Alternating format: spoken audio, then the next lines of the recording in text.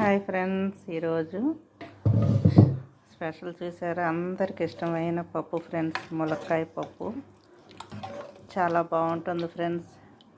ఏదైనా వెజిటేబుల్ వేస్తేనే నేను పప్పు బాగా ఇష్టంగా తింటాను ఫ్రెండ్స్. మీకు చాలాసార్లు చెప్పాను, పప్పు చారు కంటే నేను వెజిటేబుల్ వేసింది ఎక్కువ తింటాను. కట్టా కానీ ఇలాగా దోసకాయ, గోంగూర, పాలకూర, తోటకూర ఏదో ఒకటి వేస్తా ఫ్రెండ్స్. మీరు చూస్తూనే ఉన్నారు కదా. ఈరోజు స్పెషల్ అయితే ములక్కాయ పప్పు.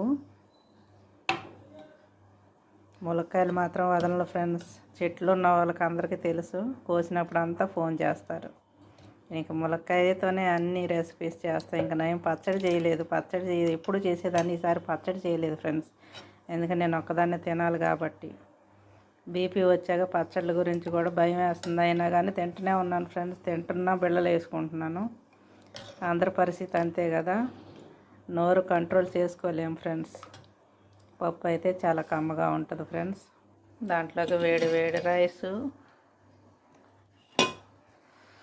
కొంచెం పచ్చడి కూడా కావాలి కదా ఫ్రెండ్స్. కొత్తిమీర, పల్లి, టమాటా పచ్చడి ఫ్రెండ్స్. పచ్చడి ఉందంటే పెరుగు, చిక్కటి పెరుగులో పచ్చడి నంచుకొని తింటే సూపర్గా ఉంటుంది ఫ్రెండ్స్. ఈ కాంబినేషన్ ఎంతమందికి ఇష్టమో కామెంట్ పెట్టండి.